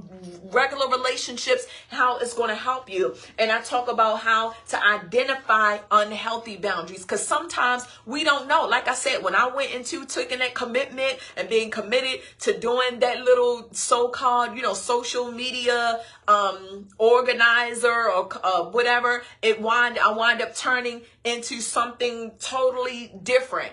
And so we're going to talk about how sometimes our feeling responsible for others, I'll just give you one, can cause us to create unhealthy boundaries. Feelings of, like I said, inferiority, feeling more inferior to someone will cause you not to set boundaries. Hey, this person, that's my leader. That's my, this person is this person. So I'm not going to set no boundary on my prices. They can just come in my boutique and shop because they are this person. I feel inferior to them, or I should just do this. And then when, you're like, okay, you have to set boundaries on particular things in the spiritual and in the natural. I remember having a dream where, it was a dream where this person wanted to pick out my closet and pick this particular dress. And this dress wasn't anything fancy. It wasn't anything, super duper cute or whatever. It was something super plain, but it had this long price tag on it. And so they went to pick it up and I said, hey, I created a boundary. You can't hold that. It didn't have jewels and all this other stuff as the other gowns did. This wasn't anything special to the eye, but it showed that sometimes things that don't look super, super valuable has a greater cost. And so that long price tag represented that cost. And I said, hey, you cannot just take that. You can't. So you have to understand that some of the things that you are creating, some of the things that you are birthing, you have to set boundaries on them. You can't just say, hey, oh, I don't care. It's all good. But you have to understand that, you don't know what's going to change in the future. You don't know the direction of your life in the future. And if you don't set those boundaries, they'll come out of this section and start pulling from this section. They came into this part of your life and they'll be trying to gain further access in your life. And it's something that, sometimes even as believers, even when it comes to, because this is going to be a part of the series too, where we're going to talk about even setting boundaries in ministry. In ministry, it's uncomfortable to talk about at times. It's uncomfortable because sometimes in ministry, we think of it just like in the natural. When people say what goes on in this house stays in this house, and so there's a lot of hurt. There's a lot of things. People need to recover from some church hurt. People need to, and I don't even call it church hurt, because by the time we get through with the boundaries, we're going to understand that a lot of stuff was self-inflicted pain. Okay, we have to understand that just because when you come into a place or you come into people that have titles and, all of that, it does not automatically give them access into your life. Had I not set boundaries in my life, even in leadership, and that's the importance of actually knowing someone that you can trust. You have to know when you're getting a coach, when you're getting a mentor, when you're getting anyone, and that's when we're going to talk about the following Monday about defining relationships, that when you give someone access to your life or a voice in your life, you have to be sure that you can trust them. that you can trust them with the information that you're going to give them, that you can trust them that they're going to communicate certain things with you. But they have to also understand that you have a right not to accept that advice. They have a right not to accept. You have a right, and they have a right not to receive what you gave. You have a right to reject it. And so sometimes we come in and people come and they just give access because, hey, because they're, either naive or they just, just they're just like, hey, this is the first lady, or this is the which one, whatever. And I could just, and some people, because they didn't always land in the right places, or they didn't set particular boundaries with themselves, or those leaders or those first ladies, or whatever, didn't set particular boundaries. Now you have people, that are hurt. Now you have people that just, feel like they are supposed to get that access, or you can get advice and you feel like, oh, I have to take this advice because of who they are, not realizing that advice is not properly aligning with what God told you and with your life and where you're going. So you have to get a sense of self, and you can only get a sense of self at times and your purpose and what you're called to do by spending time with God. And see, when you create those proper boundaries in your life, you wind up receiving the right information. You wind up receiving the right directions, the right instructions, and you wind up protecting yourself from harm. Other people's barriers remember, like we said, it protects me and it protects you too. It protects me and it protects you. And it's not a mentality where I have to protect myself from you. It's not that. It's just that you cannot give so much of yourself, even if some people aren't even asking for that much and you're giving it that much, and then you get worn out, and then you have a conversation. They're like, oh, I never asked you to, you were doing it, so I just let you. And so we have to understand how to have healthy boundaries and what they look like, and know what unhealthy boundaries are. And we have to be in the right mindset to set boundaries. Because again, we cannot set them from a place of inferiority, of feeling inadequate, of looking at ourselves as less than. That's why we need to go over our values. That's why we have to identify our value, and that we are valuable too. That we are special to God too. That we have and possess something valuable too. That we hold and we house the Spirit of God. We have purpose. We have, our lives is purposeful, and we are full of intent. Because if you do not value yourself and you don't value others, because this is going to help you to value some other people. You are not going, see, this is not only exercises where you're just going to see where other people have slipped in and got access in your life. You're going to see where you have crossed boundaries. You're going to see, it's going to be a twofold mirror. You're going to see, and you're going to see outward, and you're going to see inward too. So I'm telling you, this has been helpful for me. This has been a blessing during this series that, came to me to do.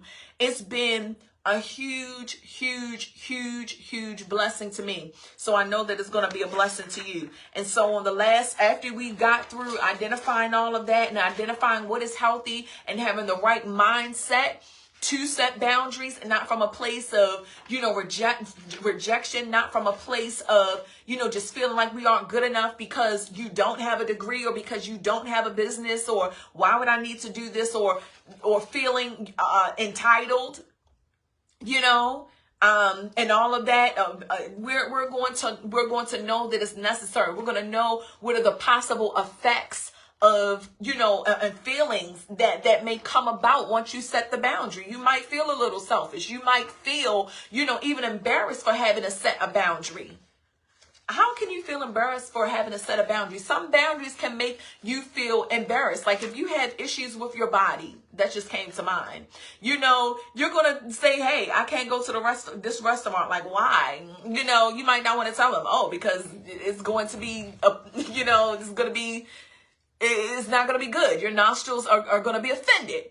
You know what I'm saying? Or it could be other things, other things. It could be certain fears that you have, or and God has not given us the spirit of fear, but there's certain things where people, they just don't do well in certain places with certain things, or maybe with, not even as it pertains to things that make you feel uncomfortable, or surprises. Some people, it's like, oh, you say you're supposed to just take anything that anybody give to them. Like, no, I have to communicate with you and set certain boundaries, because certain settings or certain things or certain foods make certain things happen, or or even discussing something that made you feel uncomfortable. Like, let me even go there. Like, one time, and I'm about to wrap out, like when I was seeing this person and I had vowed, to God that I was going to go this way. And then I had someone that was, a leader came and told me, oh, I think that this is it.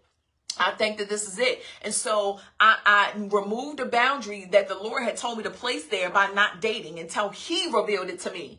But because my then leader came to me and told me what they believed this young man was here for, I gave them access to my life. And that access, and I can't blame it on someone else because I was doing something unintegral.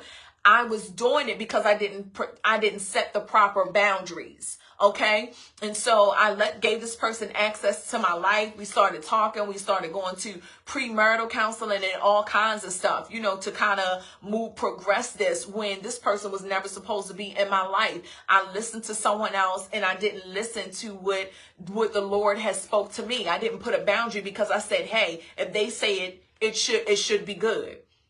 When I should have went back to what was originally spoken to me. And so through giving this person access and not setting boundaries when I was courting them, which will be another part of the series, we're just going to have to flow. This might be a series that go on through, through June. I didn't set appropriate boundaries and found myself in a position of doing, of compromising positions, doing some things that I know that as a man and as a woman of God, we should not be doing. And then the moment I went to go ahead and set those boundaries, it was just like, okay, wait a minute, wait a minute, like, all right, where did this come from? And then when I set those boundaries and I saw the response to the boundaries that I set, it made me look more at my values, what things I hold true. I value God's voice. Sometimes your response and your behavior may not always align with your value, but your behavior does not define you. You need to go back to what you value.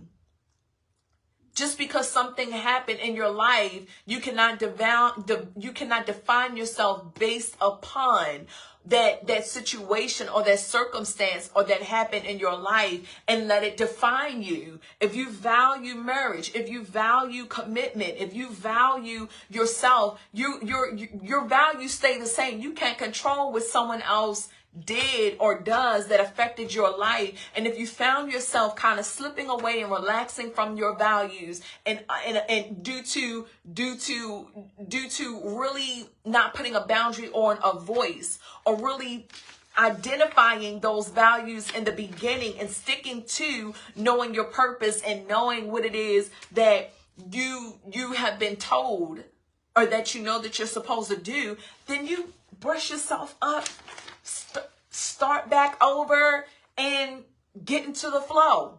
Identify it and have a conversation. This is what this is going to help you to do. It's going to help you to overcome those internal battles when setting boundaries, when having to have an uncomfortable conversation, and to be able to deal with the consequences. Maybe if you set this boundary, he's not going to want to talk to you no more. She's not going to want to talk to you no more. It's okay, because guess what? You're going to protect what you value.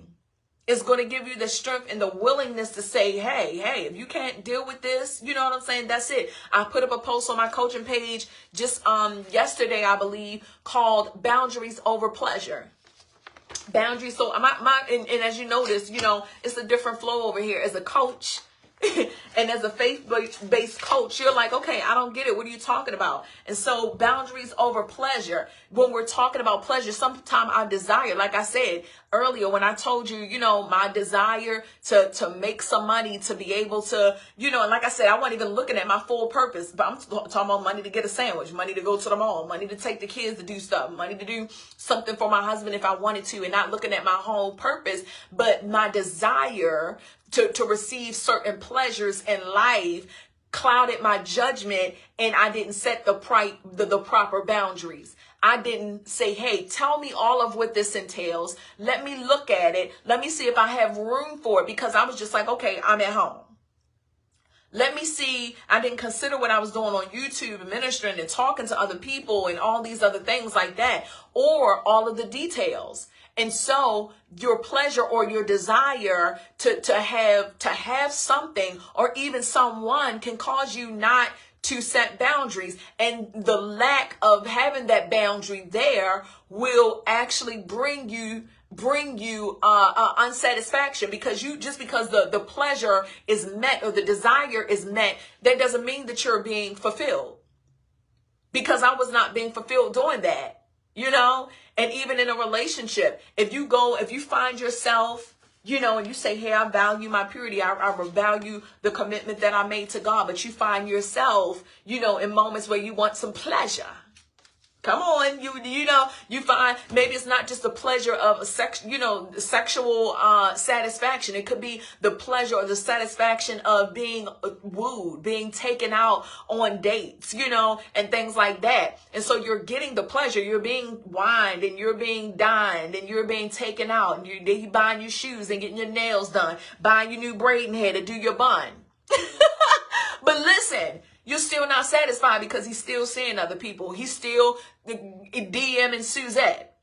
He's still, you know, doing the same thing for her. So are you totally satisfied? So pleasure can sometimes cloud our judgment. And because of the pleasure that we receive of having the ring or having the marriage or having the title or having the date or being able to get dressed up and go out, we totally dismiss everything else that we are, the greater things that really bring full satisfaction. You know, we settle for, you know, that false fulfillment that can come from pleasure alone. And when we look at the scripture, he said, at his right hand, there's pleasure forevermore. That pleasure is totally satisfying. And so when we set boundaries, we're able to push out those who are not going to value us, because pleasure is not an indication of value. Pleasure is not an indication of respect. And so our bodies can deceive us. Our hearts can deceive us. Our minds can deceive us. That pleasure is deceptive. That's why people say you can't help who you love. And you know, oh, my heart is in it. Because that pleasure is causing you to dismiss everything else that ain't going right. Everything else. Look, this will be a part of our next discussion, because we're gonna go deep into that not setting boundaries. That pleasure kind of blocks you. So you gotta have the boundaries first. Boundaries before pleasure. Listen, your boundaries are going to help you to identify what you value, so you can receive receive pleasure in the proper context and the proper setting. I want to see the pleasure from someone who values me. I want to see the pleasure within the right context that aligns with my values. Anything outside of that is crossing a boundary. Especially if you're a man of God or you're a woman of God. So I want to experience all of this in a setting where I'm going to be totally satisfied, because now I know the access that I've given you and what I'm receiving from you is motivated from your respect and your value of me. Okay?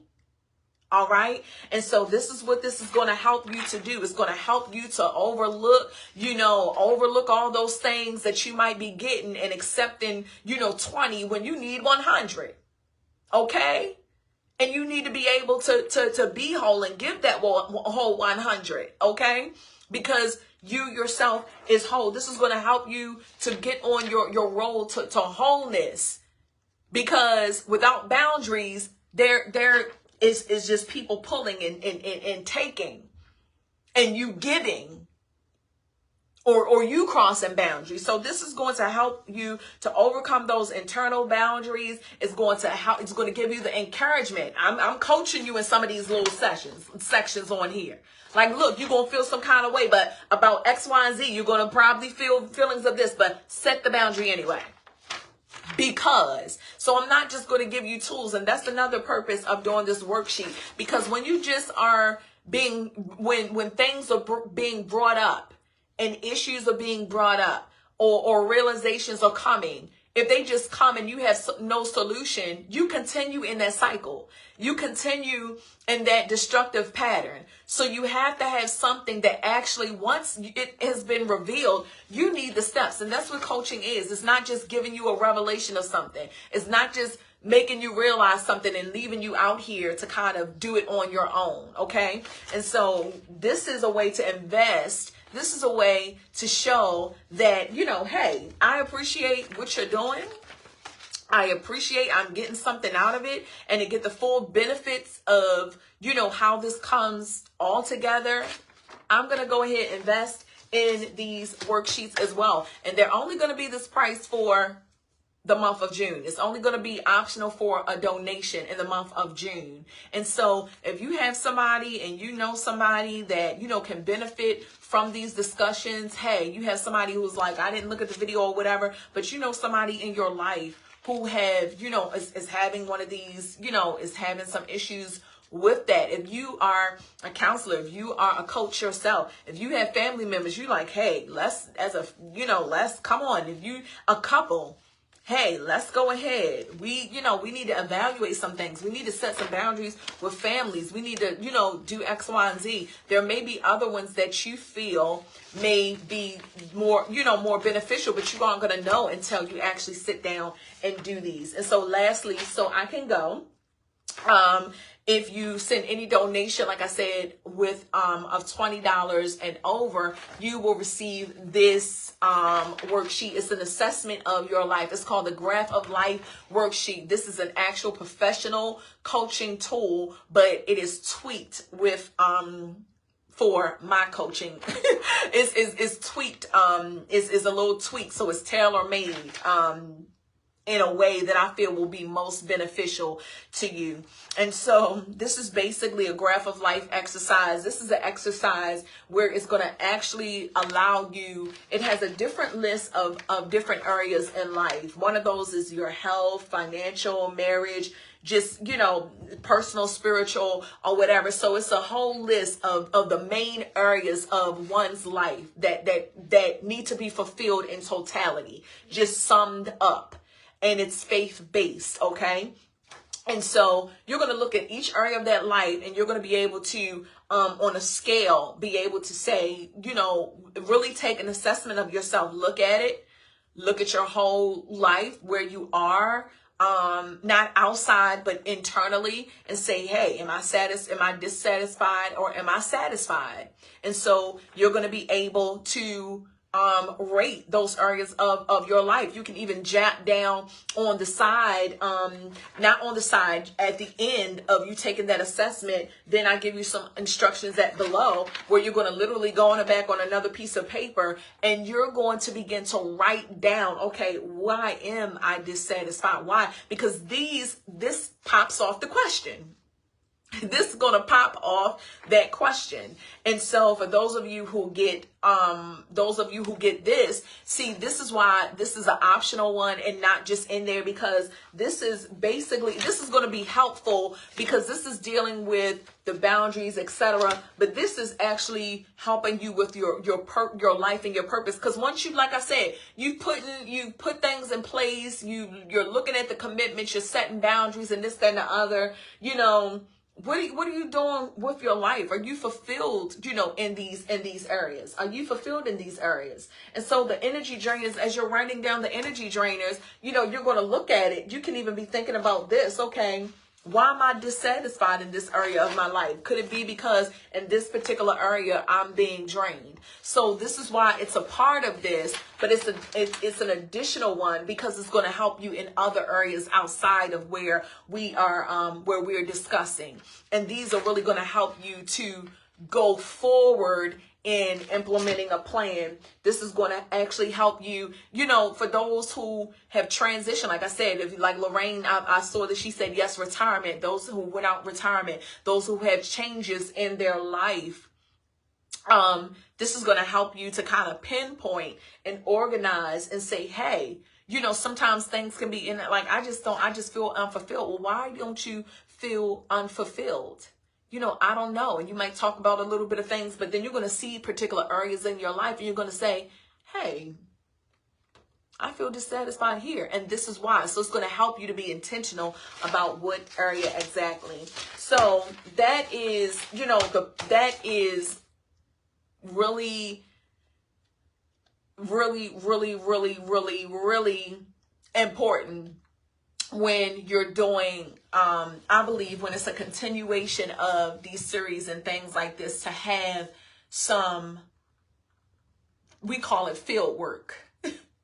And so don't hear work, but I'm saying anything that you want to do in your life is going to require some work, but this is not strenuous. This is not like, oh my goodness, I got me. No, if you are really, really, really serious about prioritizing your life and fulfilling your purpose and doing some of the things that God told you, making sure that your life is in order for what God wants to bring in next, what you have to walk in, and really wanting to know, what have you given me with this life and this time that I have? You're going to be able to walk through this. This makes the sessions personal for you.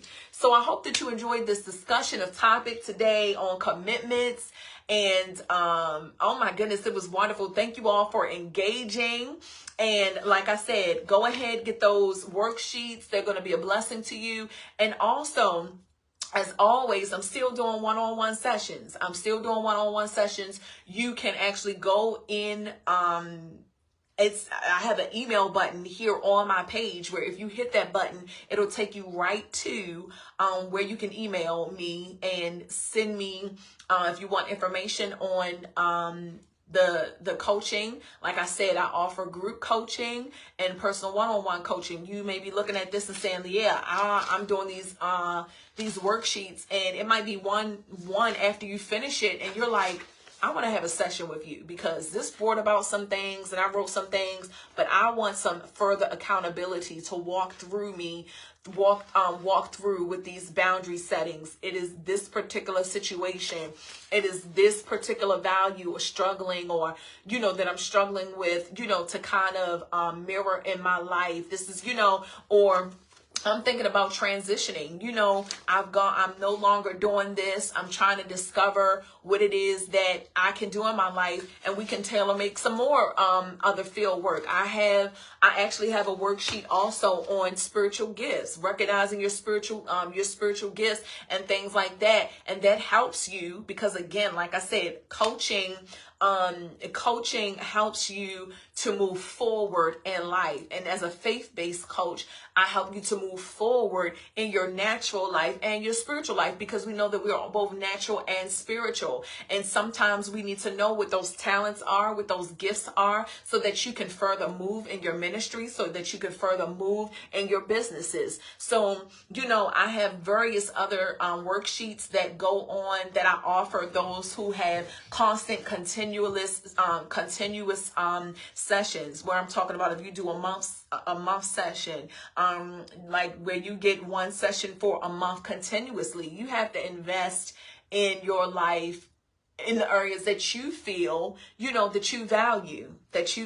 So if you feel coaching would be beneficial for you just for one day, or continuously or whatever, that's what it is. A coach is different from a mentor. A mentor kind of walks with you. You glean from them. You kind of watch their life. They're with you continuously. With a coach, it may be, okay, hey, I need you for this month. I may need you for this year. I may need you for this day. I may need to schedule not again until, here. It depends. So after you have really taken assessment and looked over this, you can even gauge whether or not how long you would need coaching as well. Because sometimes you could come and say, hey, we could discuss this in one day and everything's going to be fine, when sometimes you need to invest in continuous coaching, if you have it. And some people, they're like, I don't know what coaching is, I ain't never heard of that or whatever. That's why I'm doing the series, so you can kind of get an idea of how beneficial it is. But in a coaching session, a coach really listens.